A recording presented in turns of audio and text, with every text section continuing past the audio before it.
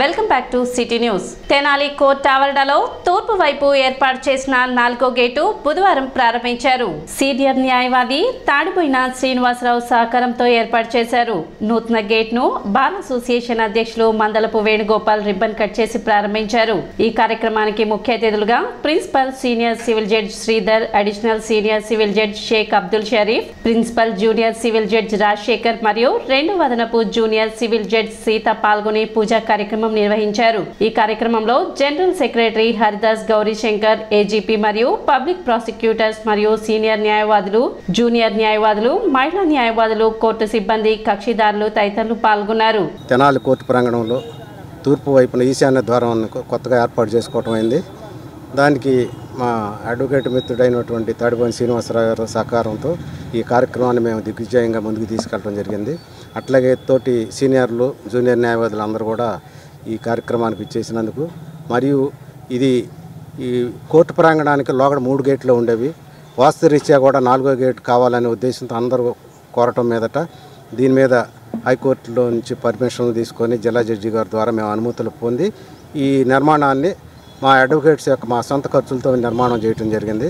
దానికి ముఖ్య దాతగా మా తాడిపోయిన శ్రీనివాసరావు సీనియర్ అడ్వకేటు, అట్లాగే సహకరించిన మిగతా సీనియర్లు, జూనియర్లు అందరూ కూడా ధన్యవాదాలు తెలియజేస్తూ, సాంప్రదాయం ప్రకారం జడ్జెస్ పర్మిషన్తో తూర్పు ఈశాన్యపు గేటు నిర్మాణం జరిగింది.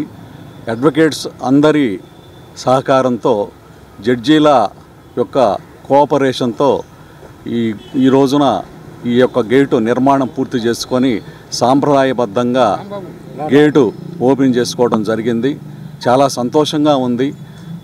మేము తెల్లారి లేచిన దగ్గర నుంచి ఎక్కువ సమయం గడిపేది ఈ యొక్క ప్రాంగణంలోనే. ఈ యొక్క ప్రాంగణానికి మరి అనేక మంది వందల సంఖ్యలో ప్రతిరోజు కక్షిదారులు వచ్చి పోతూ ఉంటారు.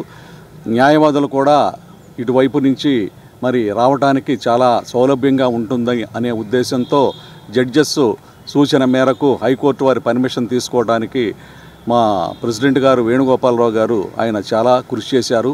ఈ రోజున ఈ యొక్క గేటు ఓపెనింగ్కి జడ్జెస్ అందరూ వచ్చారు. మరి న్యాయవాద సోదరీమణులు కూడా పెద్ద ఎత్తున పాల్గొని వారి యొక్క ఆనందాన్ని, హర్షాతిరేకాన్ని తెలియజెప్పారు. వేమూరు నియోజకవర్గం మైలవరంలో ఇటీవల మరణించిన టీడీపీ నాయకుల కుటుంబాలను మాజీ మంత్రి, టీడీపీ పొలిట్ బ్యూరో సభ్యులు నక్కా ఆనందబాబు పరామర్శించారు.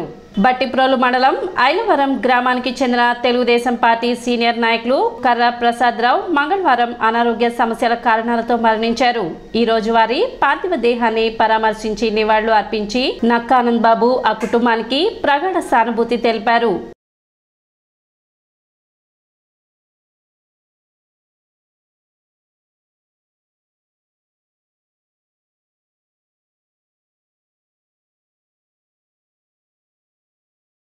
అదే గ్రామానికి చెందిన తెలుగుదేశం పార్టీ సీనియర్ నాయకులు కొడాలి వెంకట సత్యనారాయణ సంస్మరణ సభలో నక్కా ఆనందబాబు పాల్గొని నివాళులు అర్పించారు.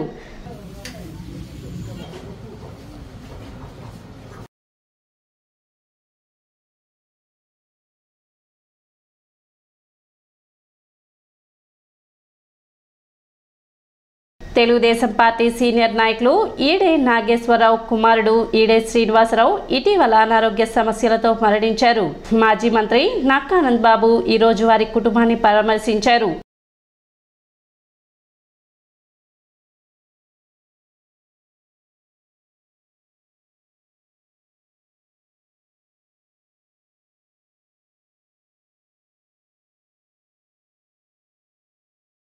ఐలవరం గ్రామానికి చెందిన తెలుగుదేశం పార్టీ సీనియర్ నాయకులు సమ్మెట చెన్నయ్య భార్య సమ్మెట కృష్ణవేణి ఇటీవల అనారోగ్య సమస్యలతో మరణించారు. ఈ రోజు వారి కుటుంబాన్ని పరామర్శించి మాజీ మంత్రి నక్కా ఆనందబాబు ధైర్యం చెప్పారు. ఐలవరం గ్రామానికి చెందిన తెలుగుదేశం పార్టీ సీనియర్ నాయకులు సొంటి గోపి కుమారుడు సొంటి దిలీప్ ఇటీవల అనారోగ్య సమస్యలతో మరణించగా మాజీ మంత్రి నక్కా ఆనందబాబు నేడు వారి కుటుంబాన్ని పరామర్శించారు.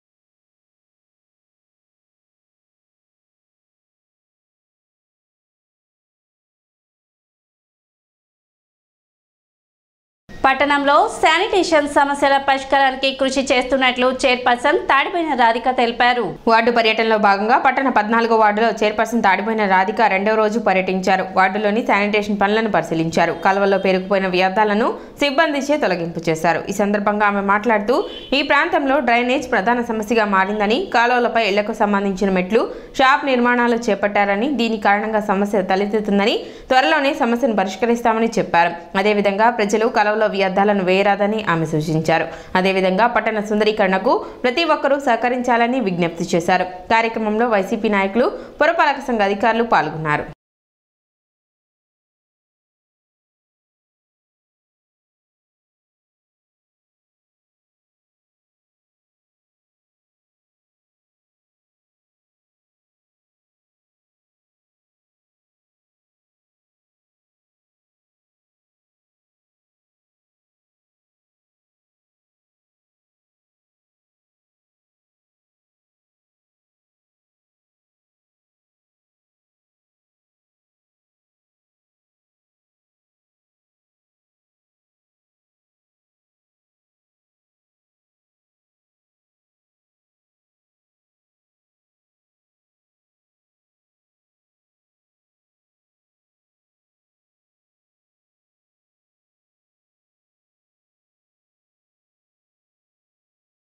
ప్రజలందరూ ఎక్కువగా ఈ సగం రోడ్డుకి ఆక్రమించుకోవడం జరిగింది. ఇక్కడ రేకులేసి బండల్లాగా పరిసేస్తాను, ఆ సిల్ట్ అనేది బాగా పెరిగిపోవడం జరిగింది.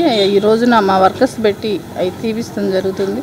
ప్రజలకు కూడా చెప్పేది ఏంటంటే, దయచేసి ఈ బండలను మాన్యువల్ లాగానే ఉంచి మా వర్కర్స్ తీసే విధంగా ఉంచాలని కోరుకుంటూ, అలానే ప్రజలకు ఎలాంటి ఇబ్బంది కలగకుండా చేయాలనేది మా ఆశయం. కూడా సగం వరకు వేయటం జరిగింది.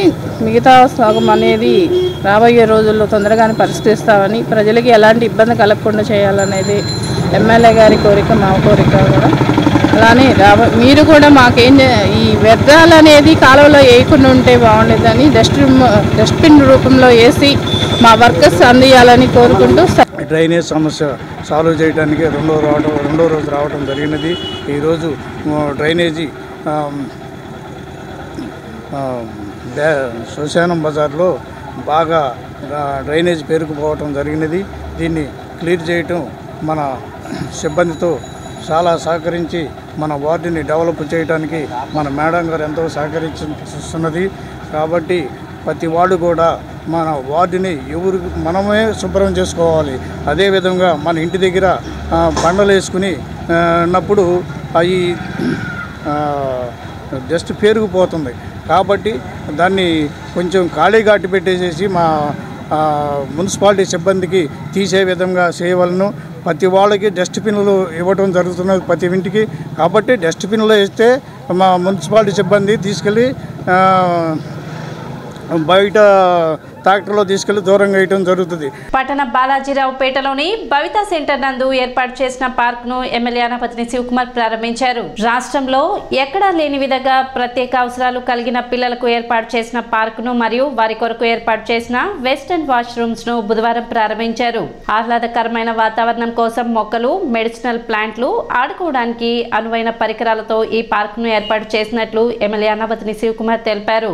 కార్యక్రమంలో కమిషనర్ శేషనాథ్ తదితరులు పాల్గొన్నారు.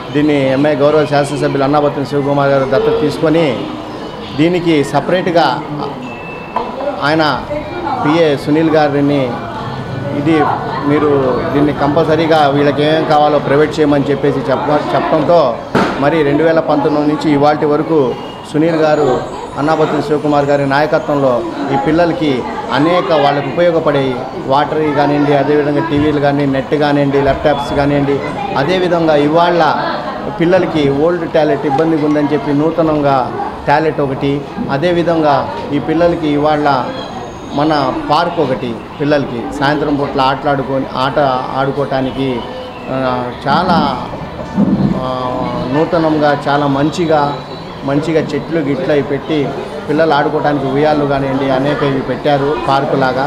బాబు ఇక్కడికి వచ్చాక బాగా చదువుతున్నాడు.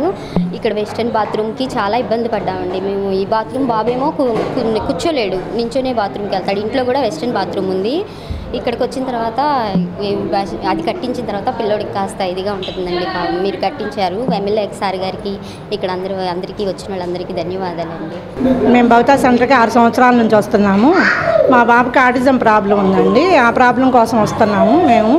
కానీ అంతకుముందు డెవలప్మెంట్ లేదండి. మా మేడమ్స్ అందరిని అప్రోచ్ అయ్యి డెవలప్మెంట్ అంతా తీసుకొచ్చారు. అలాగే శివకుమార్ సారు, ఈ కౌన్సిలర్ సార్ కూడా మేము చెప్పగానే స్పందించి వాష్రూమ్స్ కట్టించడం కానీ, అక్కడ పార్క్ లాగా చేయడం కానీ, పిల్లలు ఆడుకునే వస్తువులు పెట్టడం కానీ మాకు చాలా సంతోషంగా ఉందండి. ఆయన చేసినందుకు ఇన్ని రోజుల్లో చాలామంది వచ్చారు, కానీ ఎవ్వరు స్పందించలేదు. మన ఎమ్మెల్యే గారు స్పందించి గ్రౌండ్ని చాలా బాగు చేశారు. అదే మాదిరిగా అటు అంతా తిరిగి వెళ్లకుండా ఇటు నుంచి గేట్ ఒకటి పెట్టిస్తే ఇటుగా వెళ్ళటానికి పిల్లలకి ఈజీగా ఉండేది. ఇప్పుడు అదంతా గ్రౌండ్కి తిరిగి వెళ్ళాలండి. ఇటు నుంచి అయితే చాలా బాగుంటుంది. ఆ ఒక గేటు వెనక ఇంకొక గ్రౌండ్ ఉంది. ఆ గ్రౌండ్లో కూడా కొంచెం మట్టి తోలిచ్చి మొక్కలు పెట్టిస్తే కూడా కొంచెం బాగుంటుంది ఇదంతా చేసినప్పుడు.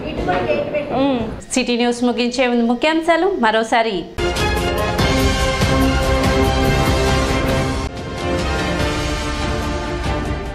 బట్టిప్రోలు మండలం ఐలవరం గ్రామంలో ఇటీవల మరణించిన కుటుంబ సభ్యులను పరామర్శించిన మాజీ మంత్రి నక్కానంద్ బాబు.